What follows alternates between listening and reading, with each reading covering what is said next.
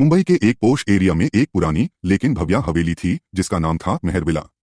इस हवेली की मलिक थी राजश्री देवी सिंह, एक 80 साल की अमीर, तीखी लेकिन तन्हा औरत। राजश्री देवी अपनी जवानी में एक सक्सेसफुल बिजनेसवुमन थी, लेकिन अब उनका ज्यादा वक्त अकेलापन और गुजरी यादों के साथ गुजर रहा था।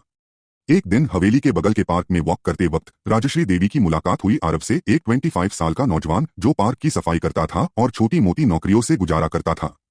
उसकी आंखों में उम्मीद थी लेकिन कपड़ों में तंगी। उसकी मुस्कुराहट में शर्म थी लेकिन बात में ईमानदारी। राजश्री देवी ने आरव से बातचीत शुरू की। रोज के छोटे छोटे मुलाकात ने दोस्ती का रूप ले लिया। आरव उसके लिए चाय ले आता, कभी कभी उनका व्हीलचेयर धकेलता और कुछ वक्त उनके साथ बैठकर पुरानी कहानियां सुनता। एक दिन राजश्री देवी ने आरव से पूछा, तुम्हारी फैमिली? आरव ने मुस्कुराकर जवाब दिया, माँ थी, कुछ साल पहले गुजर गई। अब अकेला हूं। दोनों का दर्द कुछ एक जैसा था, तन्हाई का, अपनों के छोड़ जाने का। महीनों बीत गए। लोगों ने देखा एक जवान लड़का रोज एक बुद्धि औरत के साथ वक्त गुजरता है। शहर में फुसाफुसी शुरू हो गई। लोग कहते लड़का तो पैसों के लिए चिपका है। लेकिन उन दोनों के बीच कुछ और ही था, एक रिश्ता, एक समझ जिसमें लालच से ज्यादा जरूरत थी एक दूसरे की। एक दिन राजश्री देवी ने कहा, मैं अकेली हूं आरव। मेरे बाद मेरा सब कुछ किसके लिए बचेगा?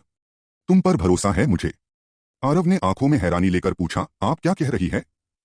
राजश्री देवी ने सीधा जवाब दिया, मैं तुमसे शादी करना चाहती हूं। शहर में तूफान आ गया।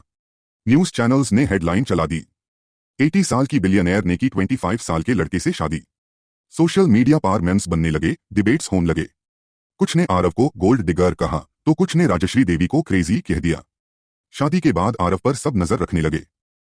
लोग सोचने लगे अब ये अमीर जिंदगी जिएगा, पैसा उड़ाएगा। लेकिन आरव ने कुछ और ही किया। उसने राजश्री देवी का बिजनेस FIR से चालू करने में मदद की। उसने ऑर्फनेज के लिए पैसे डोनेट किए। उसने हवेली में एक लाइब्रेरी बनवाई जहां बच्चे आकार पढ़ सके।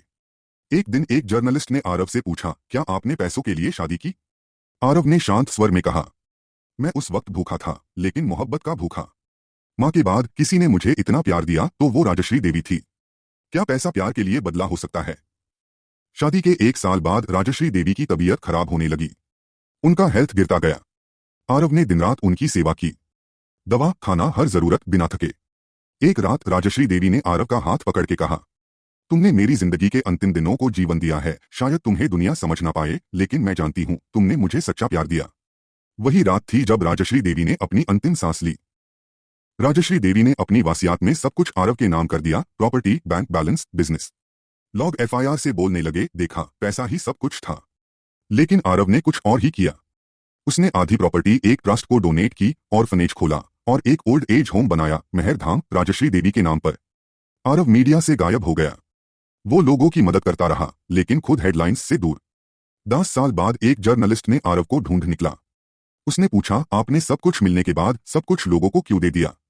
आरव ने एक तस्वीर दिखाई, राजश्री देवी की। उन्होंने मुझे जीना सिखाया। पैसा तो सिर्फ जरिया था। उनका प्यार मेरी असल विरासत है। एंड में ये कहानी समाज को चैलेंज करती है। क्या उम्र का फर्क प्यार में बाधा बन सकता है? क्या गरीब आदमी अमीर औरत से सिर्फ पैसा के लिए शादी करेगा?